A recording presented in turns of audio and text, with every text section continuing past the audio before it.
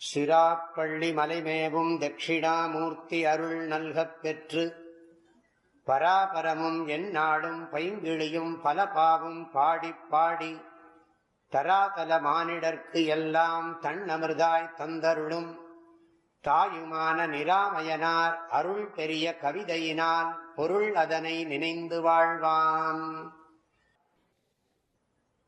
வல்லான் எனும் பெயர் உனக்கு உள்ளதே, சக்தி உடையவனாச்சே, என்ன ஆள மாட்டையா அப்படி சொல்றார். அப்புறம் இதெல்லாம் நிறைய விஷயங்கள்லாம் இருக்கு. பாட்டினுடைய சாரம் என்னன்னா, வஞ்சகனை ஆள நினையா. இன்னொன்று இருக்கு, எவ்வண்ணம் உய்வண்ணமோ, இன்னொரு வழி இருக்கு. எனக்கு எவ்வண்ணம் உய்வண்ணமோ, நான் எப்படி எப்படி உய்வடைகிறது. உய்வடைகிறதுனா என்ன அர்த்தம்? எப்பவும் அமைதியாகவும் ஆனந்தமாகவும் சந்தோஷமாகவும் சஞ்சலம் இல்லாமல் இருக்கணும். அதுக்கு என்ன பண்ணுறது? இப்போ முதல்லேருந்தே வரிசையாக பார்த்துருவோம்.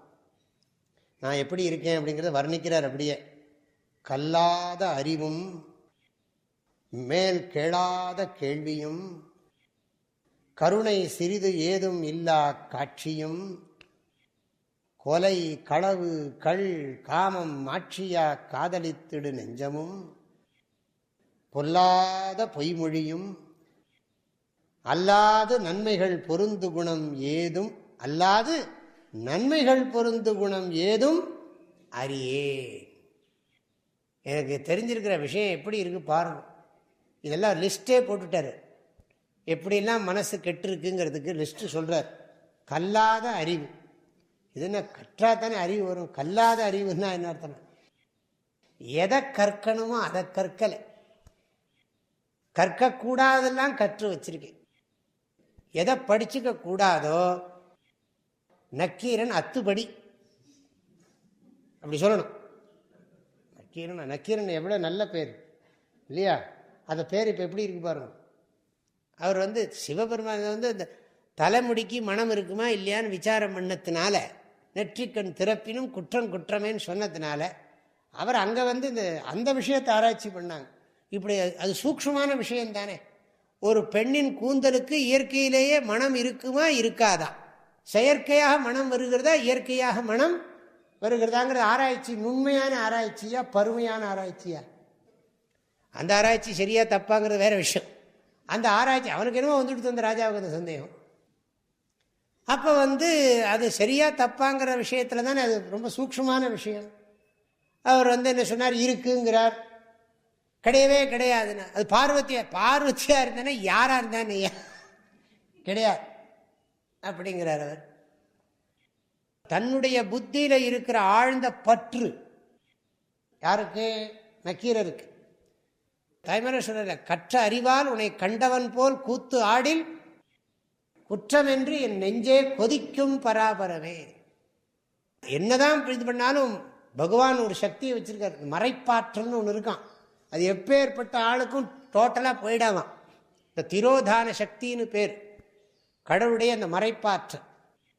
5 தொழில் பண்றார் இல்லையா? படைத்தல், காத்தல், அழித்தல், மறைத்தல், அருளல். இந்த 5 தொழில்ல படைத்தல் காத்தல் அழித்தல் இருக்கு. மறைத்தல்னா என்ன அர்த்தம்? வாழ்க்கையில் இருக்கிற சூக்ஷ்மம் எல்லாம் புரியாம மறைச்சு வச்சிருக்காரு. பெரிய பெரிய பண்டிதனா இருந்தாலும் அவருக்கும் இருக்க. பெரிய பெரிய மகான்கள்லாம் புஸ்தகம் எழுதுற போது என்ன எழுதுறாங்க தெரியுமா? நாங்கள் முடிஞ்ச வரைக்கும் எழுதியிருக்கோம், அப்படி இருந்தாலும் இந்த திரோதான சக்தின்னு ஒன்று இருக்கு, அதனால குறைகள் வர்றதுக்கு வாய்ப்பு இருக்கு, அது எனக்கு தெரியாது, ஆகையினால அதை நீங்க உங்களுக்கு அந்த ஏரியாவில் மறைப்பு இல்லாமல் இருக்கலாம், நீங்க அதை ஏற்றுக்கொண்டு இந்த குறைய மன்னிச்சுங்கோ அப்படின்னு எழுதுறாங்க. மகா பண்டிதர்கள்லாம் அப்படி எழுதுறாங்க. எனக்கு தெரியாது எதுவுமே கிடையாதுன்னு சொல்றது இல்லை. நக்கீரருக்கு அந்த இது இருந்ததுங்கிறாங்க. அதை சொல்றதுக்காக வேண்டி இந்த உலகத்தில் இருக்கிற அரசியல் விஷயம், அல்ப விஷயம், அதுக்காக வேண்டி அந்த பேரை போட்டுவிட்டாங்க.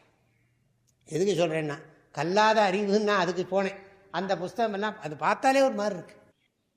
இந்த புக்கெல்லாம் எங்கேயா போகிற போது எல்லாம் பார்க்குறோம் இல்லையா? வச்சுருக்காங்க, பிளேனில் போகிறோம், ட்ராவல் பண்ணுறப்போ பார்க்குறோம், எங்கேயா பார்க்குறோம், பார்த்தாலே ஒரு மாதிரி இருக்குது, அலர்ஜியாக இருக்குது, அருவறுப்பாக இருக்குது. என்னவா லௌகிக விஷயங்கள் எல்லாம் சம்பந்த விஷயம், பயனற்ற விஷயங்களை எழுதுகிறாங்க. அந்த அறிவு தான் இருக்குது. அதுக்கு பேர் என்னென்னா, சைவத்தில் ரொம்ப அழகாக அதை பிரிச்சுட்டாங்க. பாசஜானம், பசுஜானம், பதிஜானம்னு பிரிச்சுட்டாங்க. அறிவை லௌகிக்க அறிவு இருக்கு பாருங்க, உலகத்தில் இருக்கிற அறிவெல்லாம் இருக்கு. இப்போ வந்து மரம் வைக்கிறது எப்படி, விவசாயம் செய்வது எப்படி, அது பாசஜானம். பாசஜானம்னா உலக விஷயத்தை பற்றின அறிவு எல்லாம் தெரியும் எனக்கு. எப்படி வந்து கட்டடம் கட்டுறது, எப்படி பணம் சம்பாதிக்கிறது, பிஸ்னஸ் பண்ணுறது, இந்த அறிவெல்லாம் இருக்கே, இது பாச அறிவு, பாசஜானம். அது பந்தத்தை உண்டு பண்ணிகிட்டே இருக்கும். என்ன பண்ணாலும் சரியாக இருக்காது. போய் கேட்டால் சொல்கிறான், சாமி இது வந்து கட்டிடத்தை அவங்கள்ட்ட விட்டுட்டோம், சும்மா நம்ம விஷயம் நான் சொல்கிறேன். இந்த பாச ஞானத்தை பற்றி ஒரு விளக்கம் என்னென்ன, இந்த காலம்பரை மேஸ்திரி வரதில்லை, திடீர்னு சாயங்காலம் வந்துட்டு ரூபாய் கொடுங்குறான்.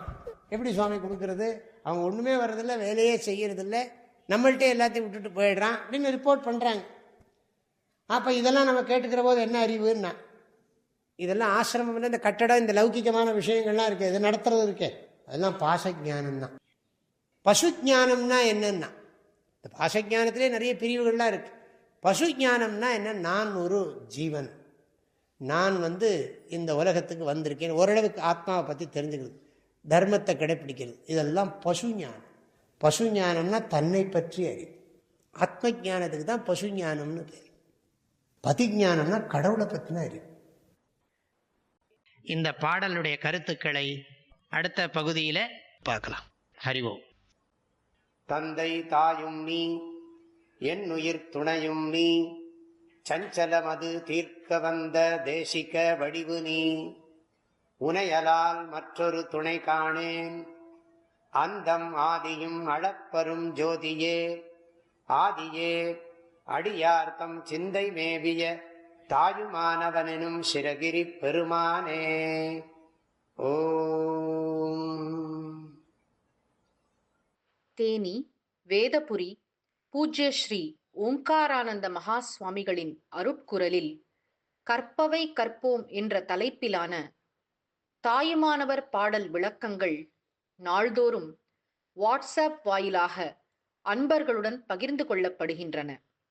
இதனை உங்களது மொபைலில் பெற 8827488445 என்ற எண்ணிற்கு உங்களது பெயர் மற்றும் ஊர் விவரங்களை வாட்ஸ்அப் செய்யவும்.